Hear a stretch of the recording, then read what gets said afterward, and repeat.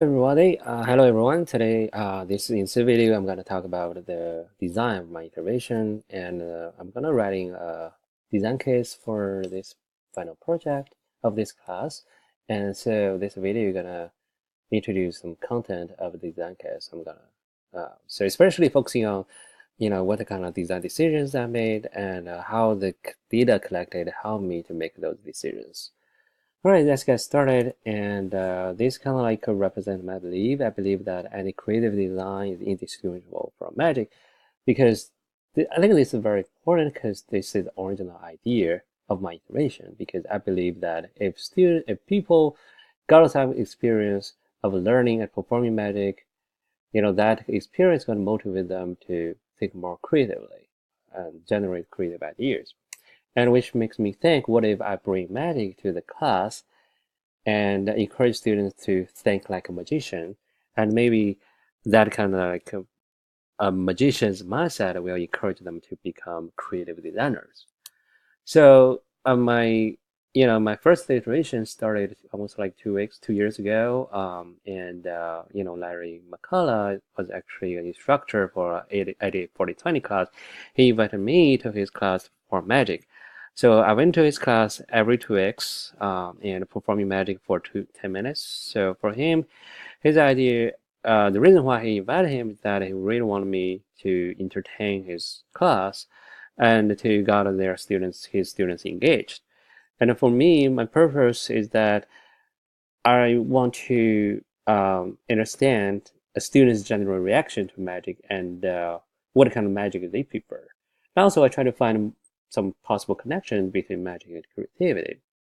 So this is the structure I followed when I perform magic. It's called a POE strategy, which is coming from science education. It's originally used for teaching some science concept to students. But I think it's a good strategy to enhance the magical effect. So basically, ask students to make a prediction about a certain event, and then I perform magic and to show something that different with their expectation. And then I ask them to kind of like think about possible solutions. So I didn't reveal the secret. I didn't do too much about it. Just ask a question, perform magic, and let them think. So this is very simple. And by the end of semester, we send a survey to students. 42 students finished the survey, and 100% of them feel that magic do get them engaged, and 98 students feel that magic encourages them to think differently, think creatively. However, we do find some problems, and it's really hard for students to connect magic to the actual design, to the focus of this lesson, which is design. And also, for students, it's really hard for them to understand the correlation between magic and design. So I think that's a problem, and but also it gave me some inspirations about the next step, right? So I made some improvements for the second iteration. So the first thing I did is I tried to clarify magician's design process. So I reveal the secret and reveal the principles used by magician to come up with creative magic solutions. And I hope by doing this, students gonna be inspired by those things, and they probably can apply the principle learned from magic to their own project. And I also let students learn how to perform magic so as to deepen their understanding of the principles. And also provided some classic design examples which use a similar mindset, that is similar mindset like a magician. Those design solution come up with designers is really similar to magic. As this is a very classic example for those of you who have read the book, The Creative Competence, you're probably very familiar with that.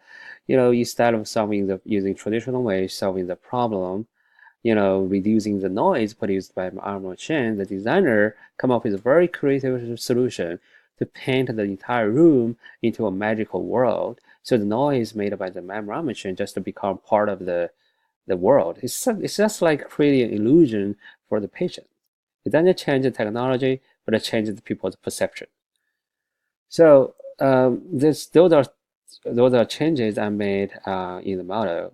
Reflection, revelation.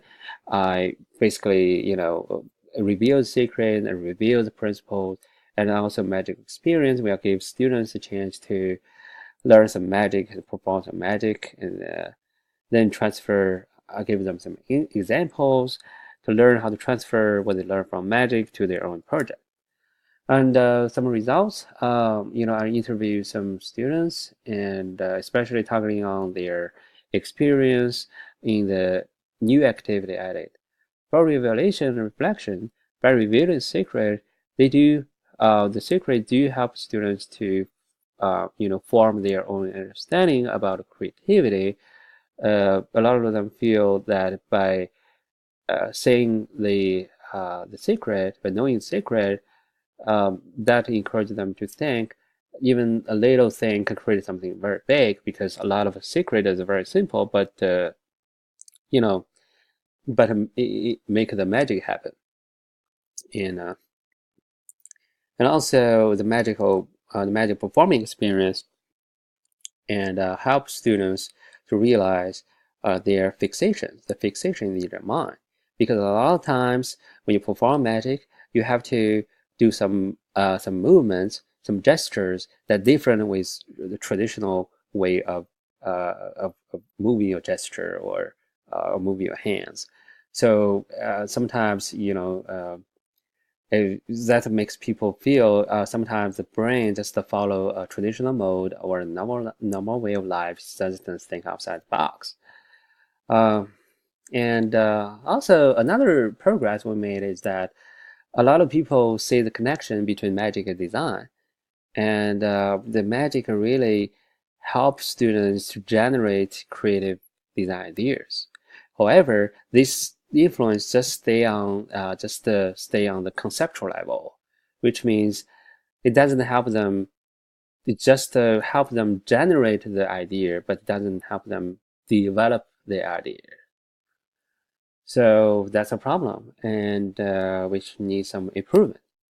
So the solution I got was actually inspired by students. A lot of them talking about, by performing magic, by learning magic, they pay more attention on the needs of their audience, which is a great thing. This suggests that the students become to show some empathy for their audience, and it's an important thing for designers to learn, to pay attention on the needs of their users, and to refine their product according to the user needs.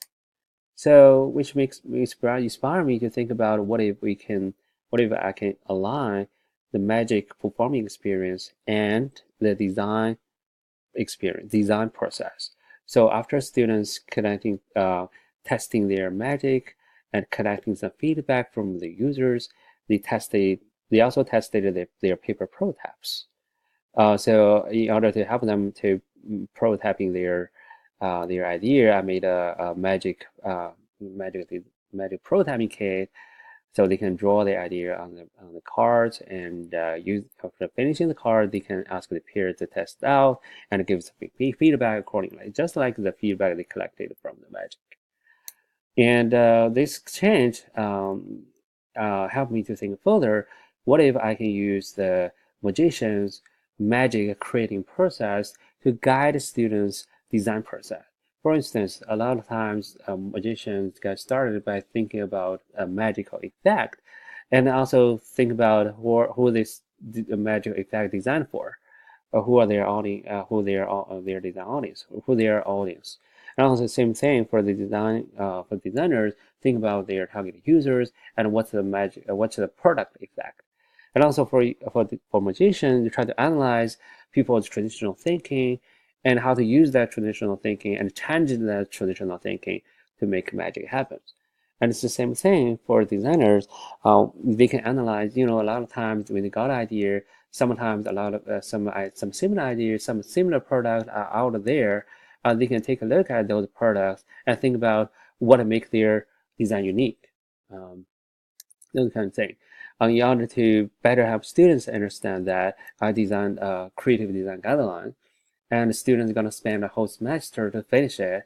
And for each step, for instance, the magic effect, I'm going to ask students to define their audience, define their target audience, and define the magical experience they want to bring to them. So the result is that the guideline really works. It helps students challenge traditional design thinking, and encourage them to think what makes their design unique. And also, it helps them to see the connection between magic and design development. For instance, these students really took something from the magical experience and use that in their design process. For instance, for him, the first thing for his product is to impress his users. It should provide a magical feeling to their users. And the second thing, he really wants to provide a smooth using experience for their users. Because he mentioned a lot of times when you perform magic, you have to make the movement look natural, make it smooth. It's just similar to you have to have a full smoothly executed function for the user.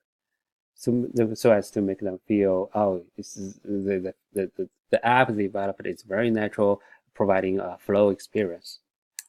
So, and also it helps students to think more flexibly, especially change their view toward the features in design. And so those are the magics I developed. For each magic, I talk about the magic principle, and for each principle, and I specifically talking on part of the design process.